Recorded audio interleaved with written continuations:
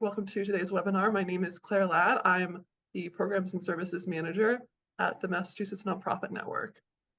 And thanks so much for joining us today. And just a few items first, quickly.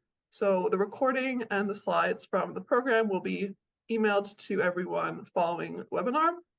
So just keep an eye out for that. And additionally, just let us know if you have any technical difficulties during today's webinar. You can reach out using the chat, and you can also submit any questions anytime to the panelists. You can use the Q&A function in Zoom to do that. And the panelists encourage you to submit questions anytime. And just a little background about us here at MNN. Our goals at MNN are to strengthen the nonprofit sector through advocacy, public awareness, and capacity building services. This webinar is part of our webinar series as part of our capacity building office offerings. And if you have any webinar topics you'd be interested in seeing, please don't hesitate to reach out and let us know. Our efforts are made possible by our more than 600 member organizations. So thanks to all who are members.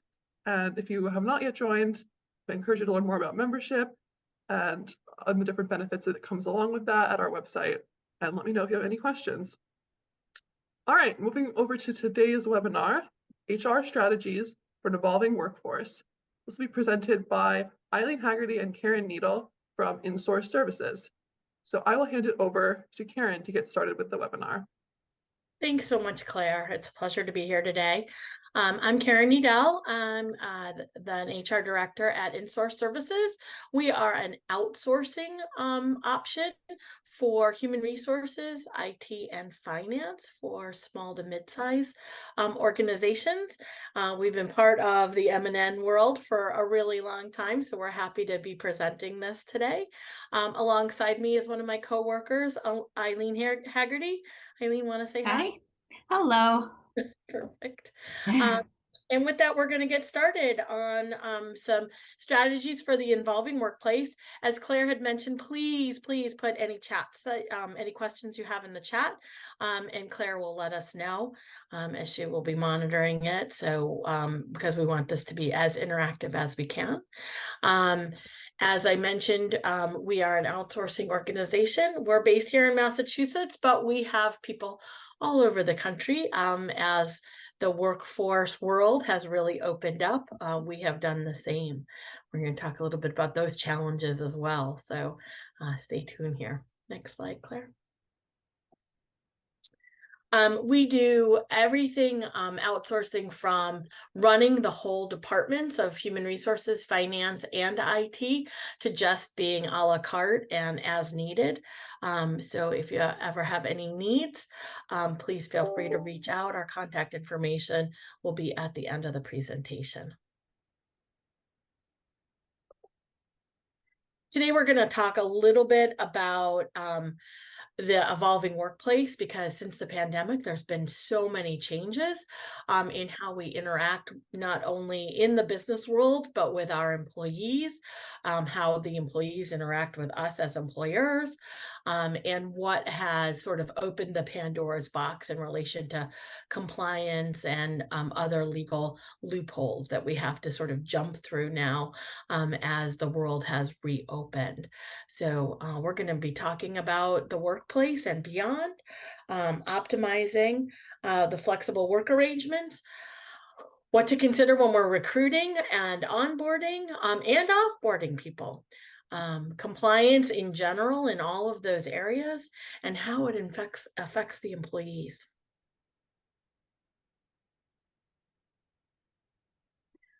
Okay, so let's do a poll. Claire, thank you. She's going to put one up. Let us know if your organization is currently fully remote, if you're fully in the office, or if you're somewhere in between, a hybrid of those two. It's always been really interesting. We've been doing this webinar for a little while now. And in the beginning, when we first started doing it, it was really everyone was fully remote. And the last one that we did, we had more fully in the office than I've ever seen. So it's definitely very interesting on how we're doing. Claire, are you going to be able to tell us how that poll comes out? Yeah, it looks like the responses have stopped coming in, so I can just share the results. There. Hybrid. Okay, great. Yep. I'd love to hear, Yeah, I'd love to hear in the chat when you say hybrid, is it, 2 days in the office, 3 days in the office, 4 days in the office? If you want to throw that in the chat, we'd love to get some sort of sense of what people are doing. I think a lot of organizations have started to move into 2 to 3 days in the office. And I think I've got a couple that are moving towards 4. How about you, Eileen? 2 to 3 days seems to really be where people are being requested in the office. And also hybrid can mean you have certain employees who are expected to come into the office, certain roles who are expected to come to the office, and certain employees and certain roles that are appropriate for working fully remote. Great. Wonderful. Okay, next slide. Yeah.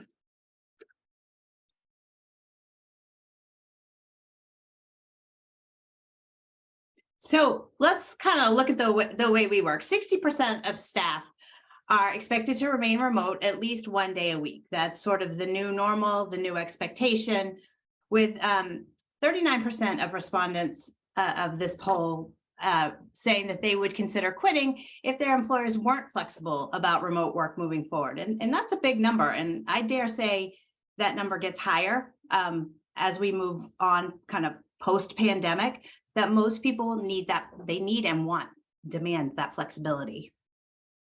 And Claire?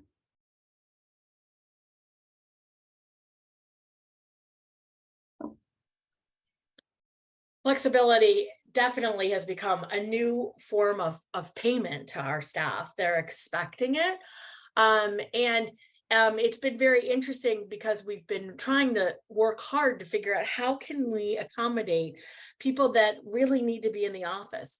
And we've started to come up with creative ways to get even like the office manager or receptionist, someone like that, to be able to work from home at least 1 day or 1 day a week, because it is become expected.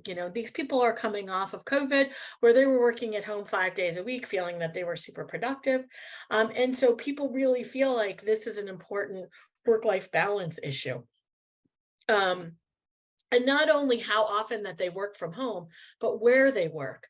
More and more, I'm hearing from staff, especially here in New England in the winter, which is, can I work from Florida for the month? Can I work from California for the month? Can I work from Puerto Rico for the month? And that's something that we as employers have to start thinking about. Is this something that we can accommodate? And what holes do those open up? And so, I've told our employers to start thinking creatively. Is this something that we can do? And how important it is, because we want to keep and maintain the staff levels that we have. Turnover is one of the biggest expenses that's out there right now. So this is important. Next slide. Oh, I actually want to interrupt. And it's also not, the last slide was saying, it's not just about where you work. I'm seeing a transition with people I talk to about when you work. You're getting a lot of people who need to work hours outside of 8:30 to 5. And employers are being challenged to be flexible with what hours they can offer certain roles.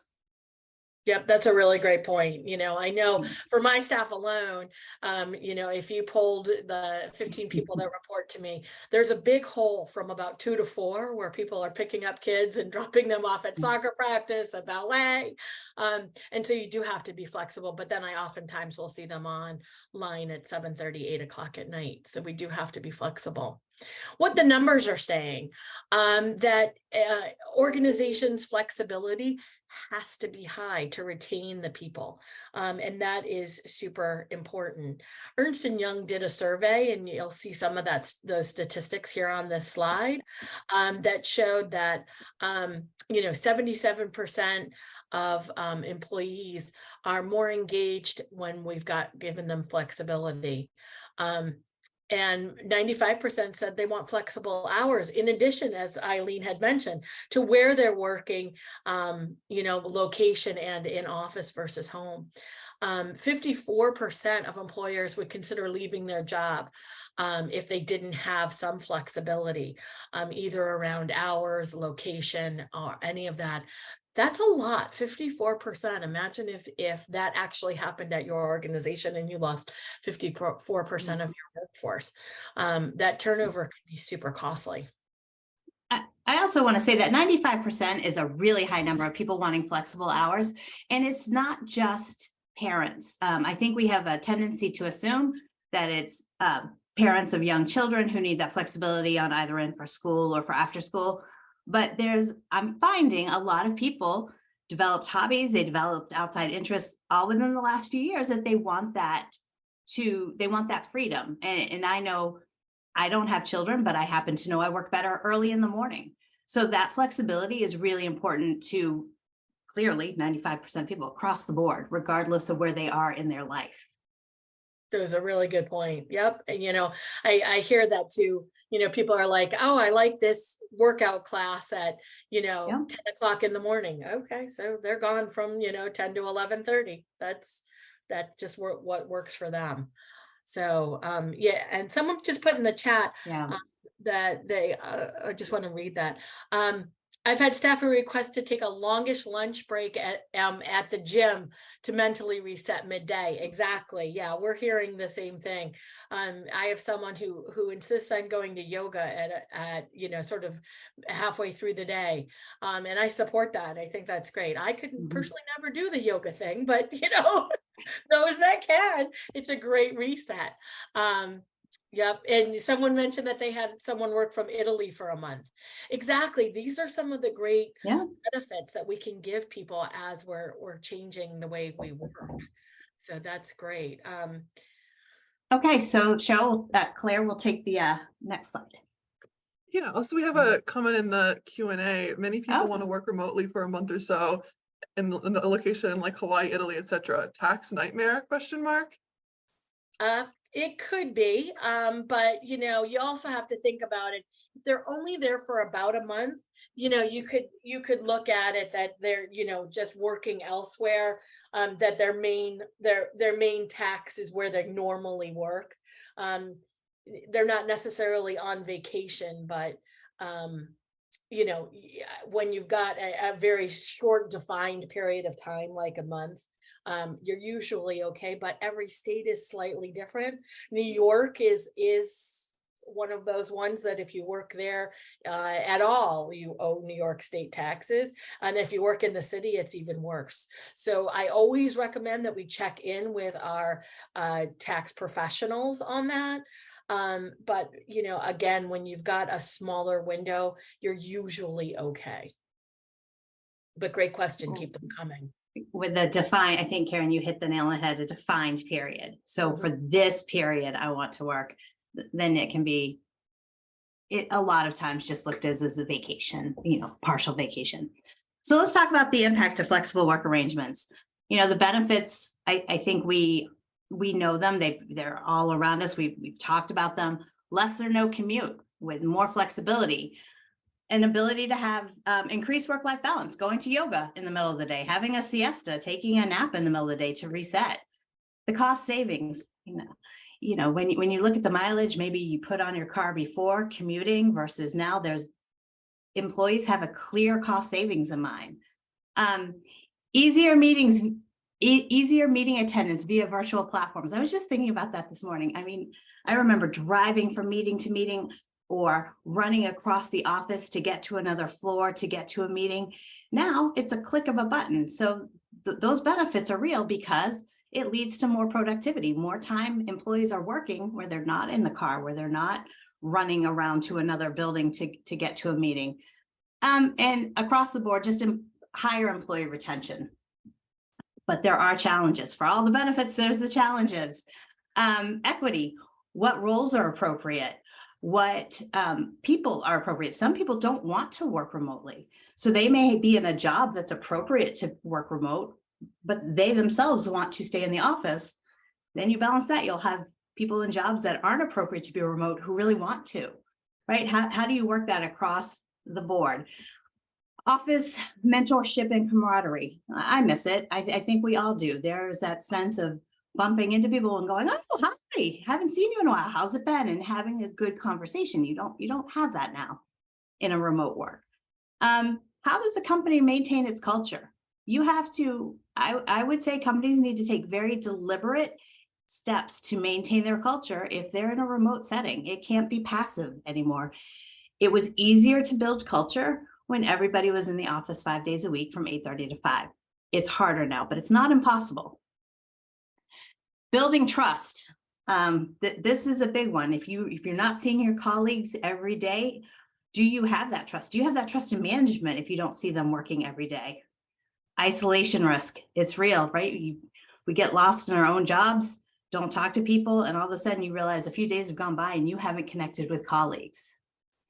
New norms, and then also increased compliance implications. We were just talking about that, setting up in other states, being compliant with New York. You type on a keyboard as you drive through, you got to pay taxes. I mean, there's some compliance implications that can be significant consideration.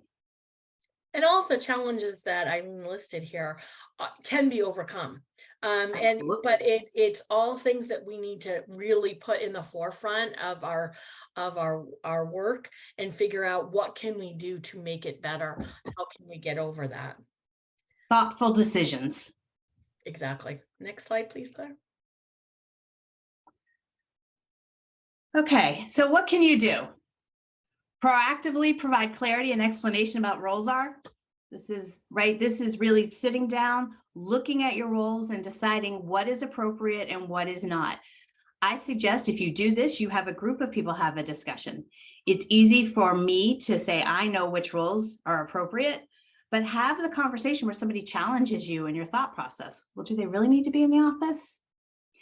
And one thing is I would also make that really clear as you're hiring, because what we don't want is to muddy the water. If you're expecting this role to be in office 4 days a week, make that very clear with your applicant candidates, and then make it clear again in your offer letters so that people know what expectations there are. I will say in my role, I often use that it's not only posted, I use it in the job screening, it's in the job offer, and then it is written into the job offer letter. You want there to be as much clarity as possible with that. Where possible, let employees have a voice in where and when they want to work. And that's just engaging with your employees and knowing what is important to them. That will ultimately lead to greater retention. Even if you can't do it now, it's good information to have to store away for perhaps when things change. Proactively explain expectations around email, video, and communication etiquette. This is I would say one of the, it's a soft skill in a way that managers have to say to employees, I expect you to respond to emails one way or another within in a certain time frame. And I know that it seems logical. You're like, well, of course my employees are, but we go back to that trust that we were talking about earlier. If I send a colleague an email and they don't get to it for 3 or 4 days, I don't know that they're working on it. So learning and teaching your employees or setting expectations that you expect them to acknowledge email communication because we're not seeing each other face to face. The other one is video. Set the expectation that when we're on video, you are expected to have your camera on. Sometimes, it can feel bumpy and people have their reasons why they don't want to, but that's the expectation that when we have conversations that it will be camera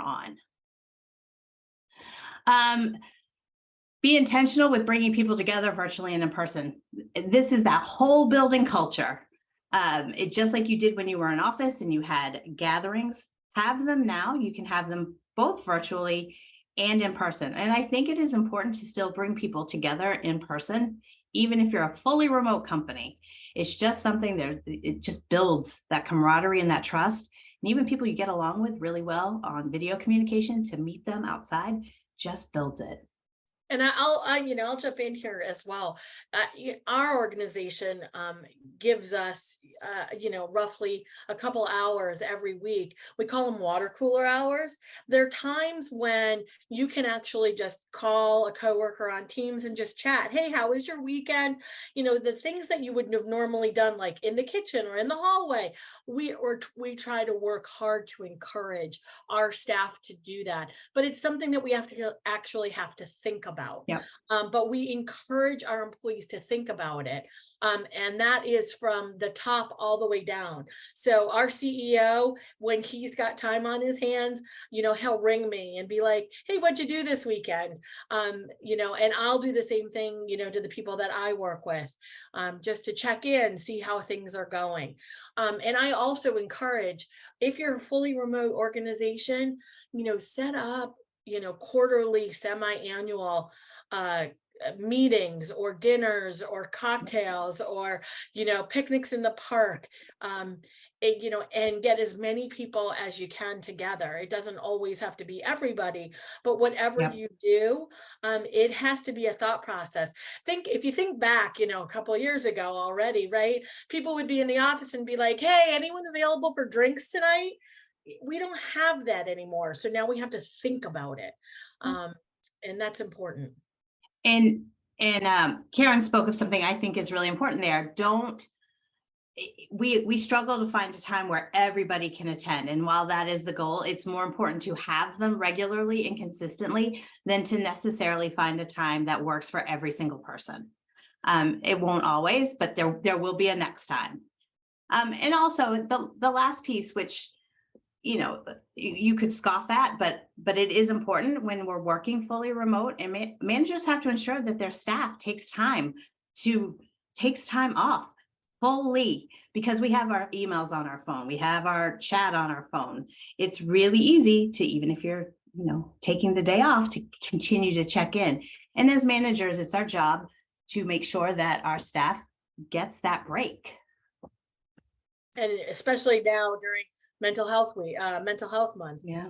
They need that refresh. Yep. Absolutely. We had a question in the Q&A that actually speaks to that. Tracy asked, we find that people want to travel and have a flexible work schedule during that time, but how should we offer flexibility while also encouraging the use of vacation time?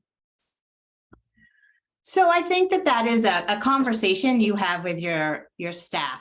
So let's use the example of somebody working from Italy. If I were the manager, I might say, I appreciate that you want to work. Why don't you take 2 weeks to truly enjoy your vacation, and then 2 weeks you can check in and you can still do your work, but then also be in Italy. And I would try and strike a balance. But using that example, I think you have a perfect opportunity to engage, to interact with your employee, make sure that they see how they're feeling, and then encourage them to take time off. Yeah. And I've had that exact scenario, and it happened to have been Italy. As a matter of fact, we encouraged them. We talked to them about it. They wanted to work from Italy for a month. We said, we would love that for you, but we would like you to take Mondays and Fridays off every week to tour and tell us about it, take pictures, send them back, whatever. And they were thrilled to be doing that. Yeah. So that worked out really, really well. And that becomes a dialogue, like what will work based on the amount of vacation time maybe the person has, and what the expectations are. So it could be a solid 2 weeks, as Eileen referred to, or Mondays and Fridays, like I refer to. Next slide. And that example falls perfectly into this making culture work even virtually. The focus on building trust. Think about it for a moment. If you realize your manager has approached you to say, hey, I know you want to work while you're in Italy, but why don't you take some time? What would work best for you? Think about how, as you focus on building trust, that gives you a sense that they care about me as a person. They noticed what I'm trying to do, and they want to talk to me. So I think that engaging with staff on an individual level goes really far in making culture work, even virtually. I will say this if you're in person, I will say this if you're a hybrid or if you're fully remote, managers and employees should be having one-on-ones. I know everybody's busy. I know that these are the first things to fall to the wayside, but don't let them.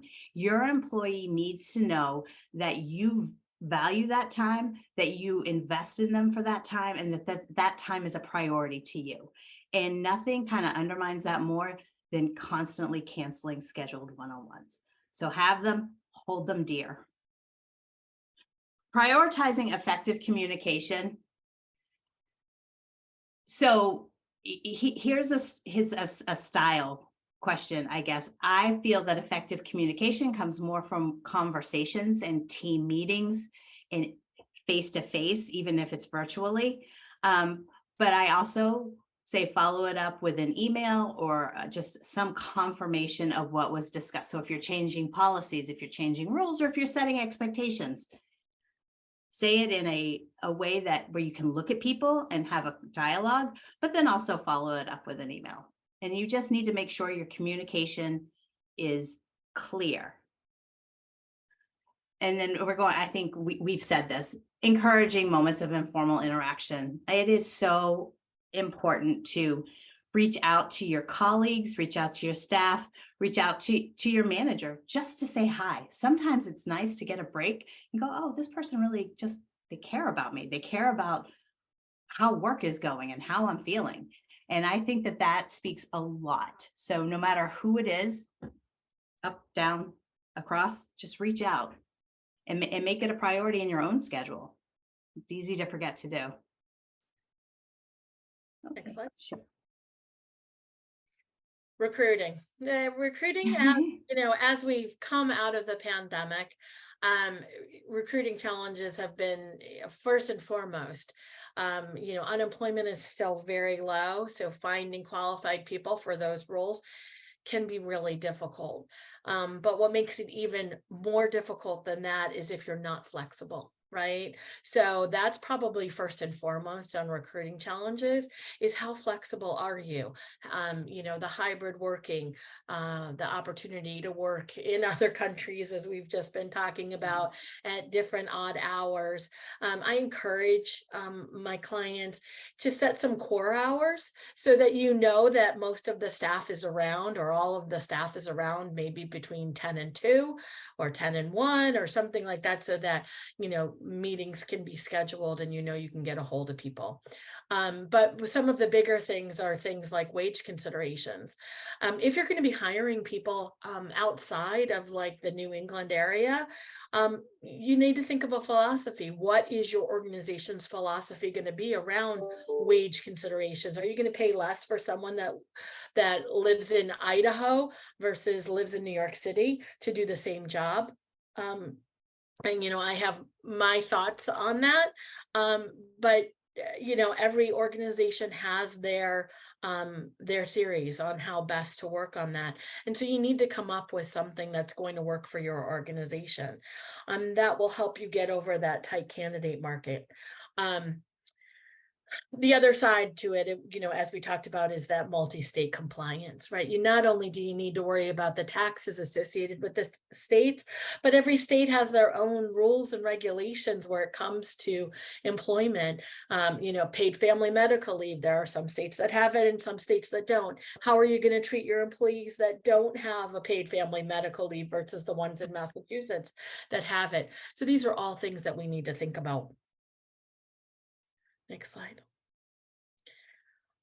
So as you're looking and recruiting, some of the things that you really need to think about are ensuring that you're branded when you're recruiting and that you're well positioned so that no matter where you are in the country, you're seeing that logo, you're seeing that motto, whatever it happens to be, and people know that that's you, that's your organization, that your websites are clear and inviting and welcoming and informative, that you've got career pages, that everything looks good and professional, that you have a lot of information on there.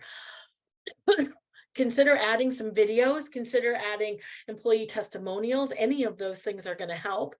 And utilizing social media.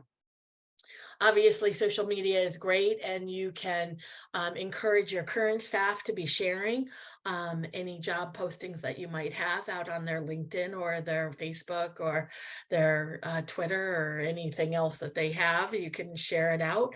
And one thing that, I hear, I bring this up a lot and people go, are you kidding me? Is to pay attention to the reviews that you have. Your Glassdoor matters.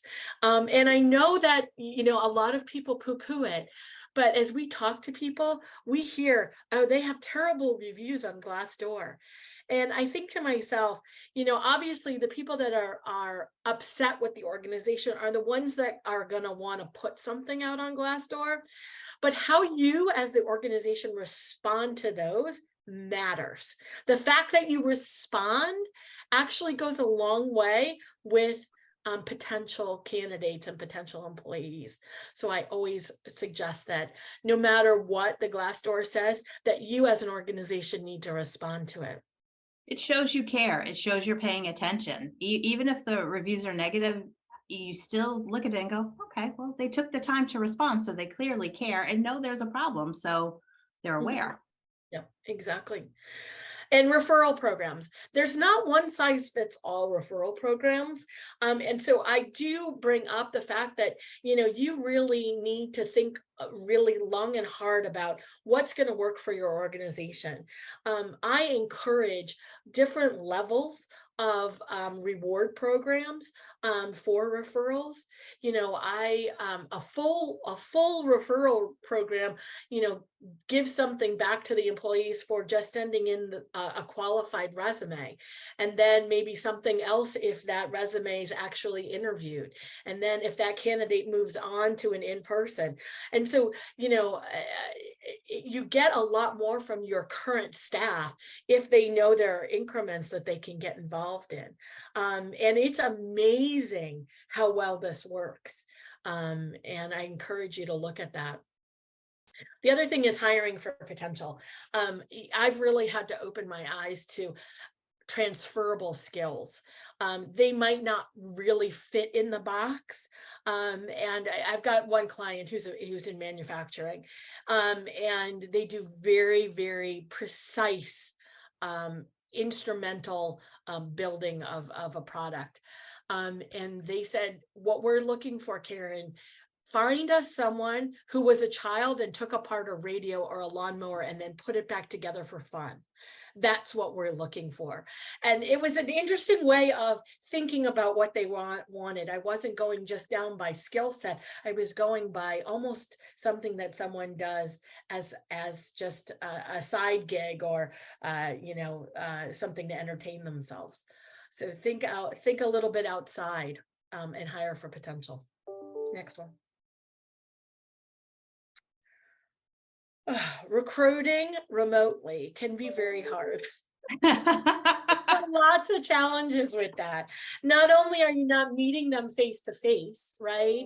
Oftentimes body language and just a sense from someone, your gut instinct, you get that with a face to face, and now you've got to think about that remotely if you are doing your interviews virtually. But when you do that, you do get a wider pool of candidates, especially if you're someone that's 100% virtual company. But it also happens if you happen to be doing hybrid. It's amazing how many more candidates we get, because if you're only in the office 2 days a week, someone is willing to drive down from Maine, or from the border of Connecticut, Massachusetts. So it could be a longer commute, but they're only doing it 2 days a week. They're more apt to do it. So you've got a wider pool of candidates that you're working with. If you're 100% virtual, you can be thinking about across the country, but then you also need to think about things like time zones, and how does that not only affect the interview process, but how is that going to affect the work? Because, if someone out in California is going to be 3 hours later than what you're going to be on the East Coast, it's something to think about. Rolling in a skill-based assessment can be helpful, but I caution, because you really want to think long and hard about how you're going to do that. We want to make sure that there's nothing that's discriminatory in your assessment and that it's job related. So you want to think about that, review what you're doing for that. Also, when it comes to advertising, when you're looking at candidates outside of especially the New England area, you've got to really think about what are the state rule and regulations. I keep bringing up New York. New York is a close state here to Massachusetts, and they have a lot of new laws that are surrounding things. So For instance, in that state, you now have to, by law, put in their salary ranges. So that's an important aspect. And you got to think about how you're going to do that. Realize that also, if you're looking across the country and someone in New York can apply for the job, your salary range has to be posted. So, someone once said to me, well, can I exclude New York? Can I say, please don't apply if you're from New York? Well, then you could be running into a discrimination problem, right? So just look long and hard at that. We've brought this up before, the pay differentials. What is your philosophy? How are you going to handle that? I have a lot of people who say, I pay X for this job and I don't really care where they're located. Are they in downtown Boston, which is going to be a lot, their cost of living is a lot higher. Or are they in some suburb in New Hampshire where the cost of living is lower? We usually haven't made a differential on those jobs. So would you make a differential now if you hired someone in Idaho? Just something to think about.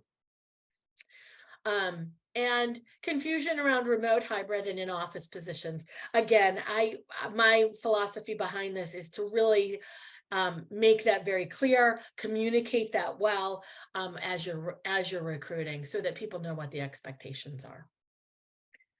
Okay, next slide, please. It looks like, oh, here comes Eileen. Great. We're on what can we do? As I just wanted to show the challenges of working in a remote environment. Uh-oh, it looks like she might be having internet problems because we've lost her again. So I will keep going on. So what can you do? A lot of this I just brought up in the previous slide. So that's what you can do. Review what the requirements are within the laws of the state that you're hiring for. Think about what affects hiring someone from out of state does to your organization and what you have to think about. Evaluate the skill set and determine how you're going to do that before you start recruiting. And the big one, which is the last bullet here, educate your hiring managers. Make sure that everybody's on the same page and that they know what the rules are within the states that they're recruiting from. Next slide. Okay, am I back? You are back. I am back. All right.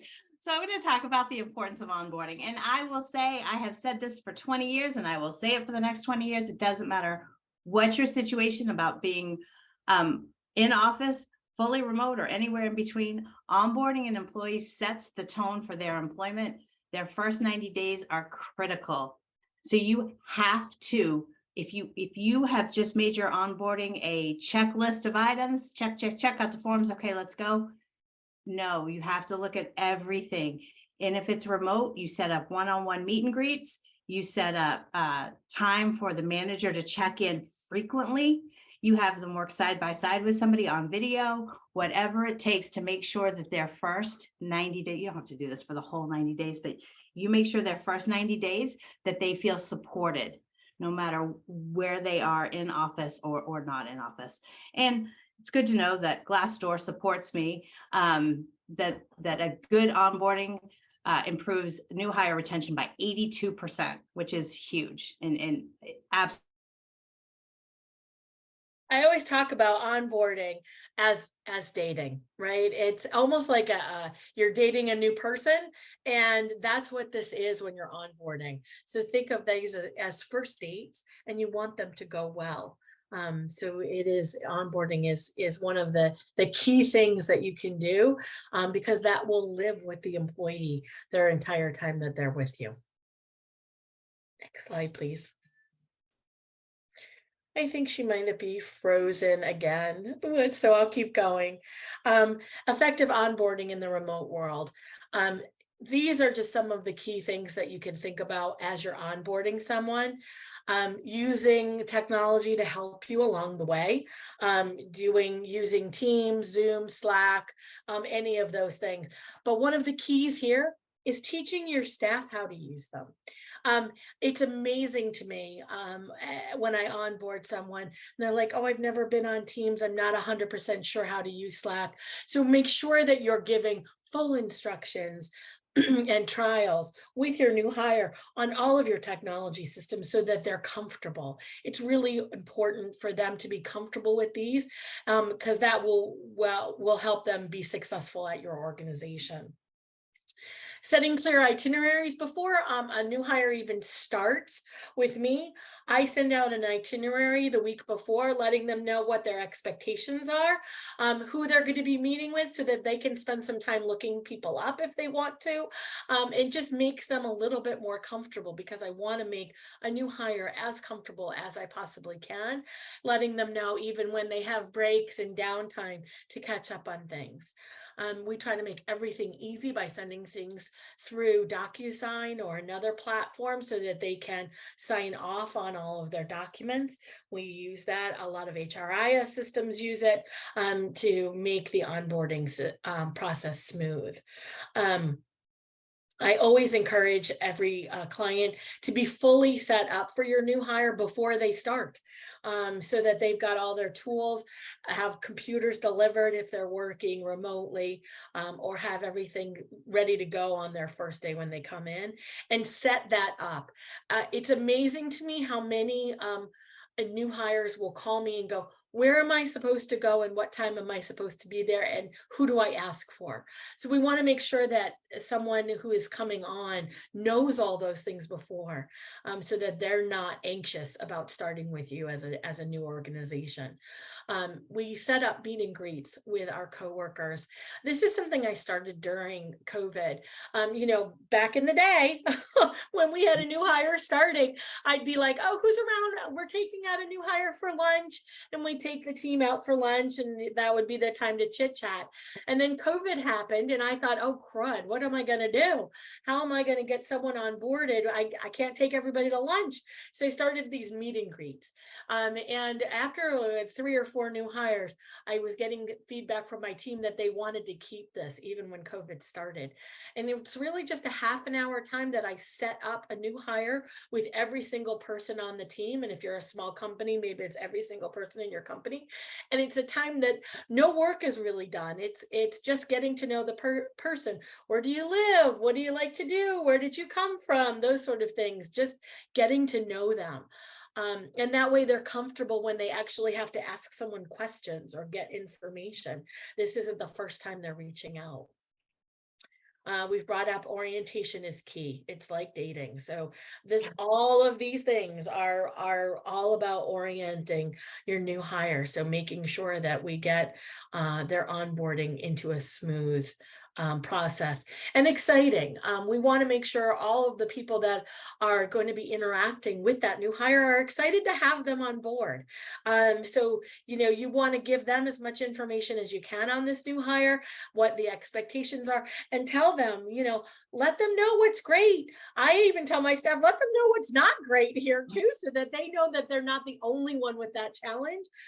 For instance, here at Insource, we have timesheets that we have to fill out, and they are the bane of our existence.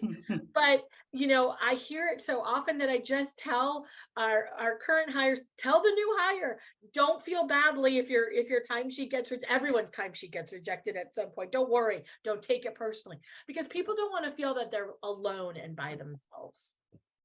Welcome back, Eileen. Thank you. Well, we'll see how long this lasts. Okay. And not having a new hire feel alone and feeling like they can go to somebody, it all goes back to building that culture, building that trust, and really setting the stage for a successful employment as a life cycle. Exactly. Great. Next slide, please. The new hire HR frontier. We've been tapping on this throughout the presentation today, talking about the decentralizing in your workforce, what you need to think about, the varying state laws. I really suggest, if you're going to open a new state, talk to an HR professional, talk to a legal professional, talk to a tax professional, and get the information you need. There's a lot of information out there that you can get. Knowing that you don't know is half the battle, right? That's what I tell people all the time. So when you think about, I'm going to go into this state, know that you don't know the laws of the state. So you need to reach out and learn that. At this point, I would not tell you that I'm an expert in all 50 states, but jeekers, I know a lot of them at this point. But when I do get a new state that I've never been in, I find it a little challenging and exciting that I get to go learn a new state laws. I know it's a little creepy, but it is. You've got to learn everything that there is. How long are their lunch breaks? How are there required, afternoon breaks? Or do they have paid family medical leave? These are just some of them. How often should they get paid?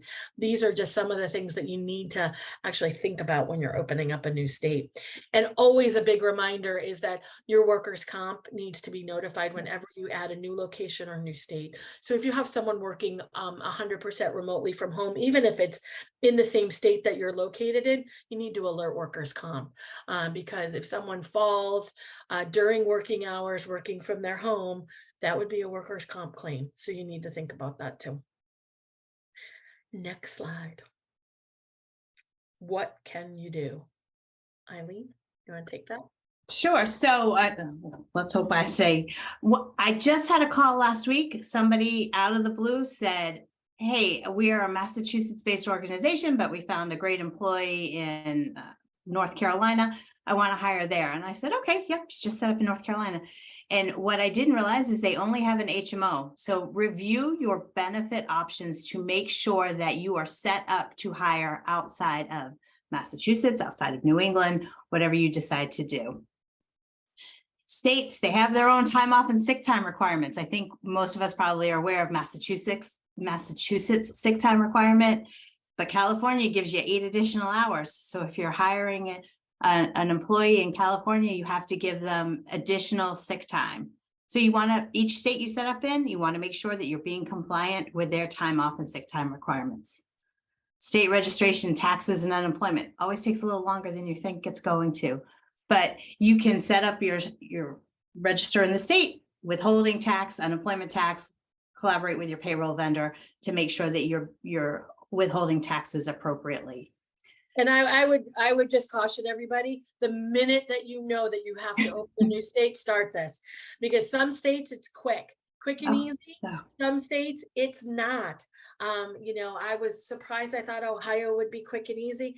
Come to find out, you need very specific workers' comp in Ohio. So that was a whole nother level of things that I had to worry about. So don't wait till the 9th hour to do that. State employment laws. Each state has their own. Each state is unique. Make sure you know it. And then Karen already talked about the workers' compensation requirements. Make sure your workers' comp, it is so easy to forget that last little piece. Just make sure you're staying in touch with them. All right, some final tips.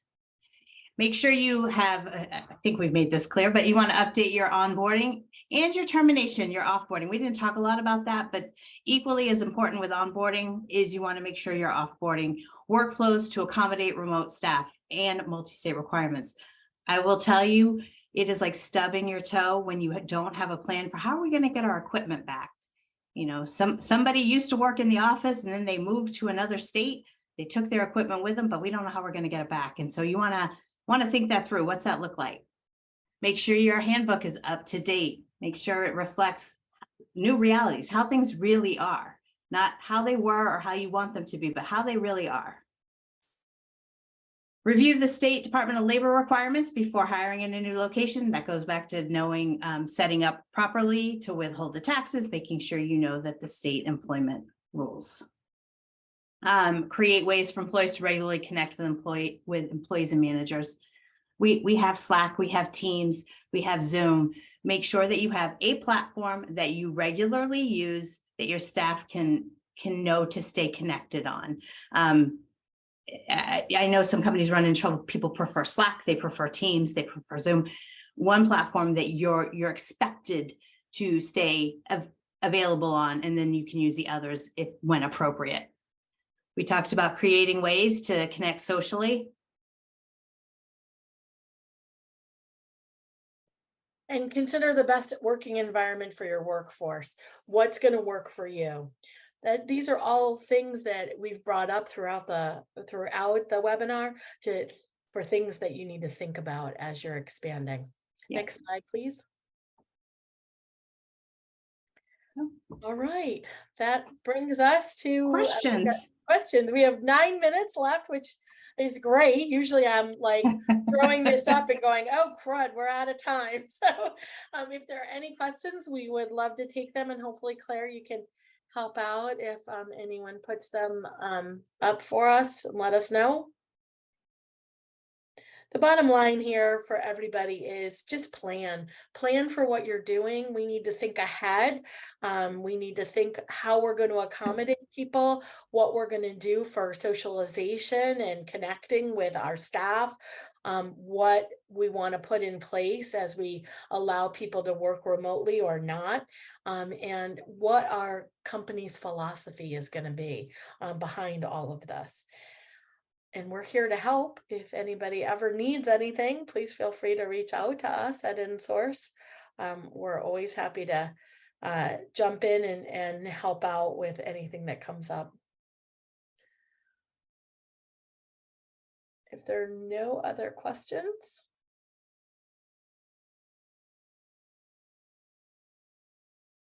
Claire, I think you're muted. There you go. Yes.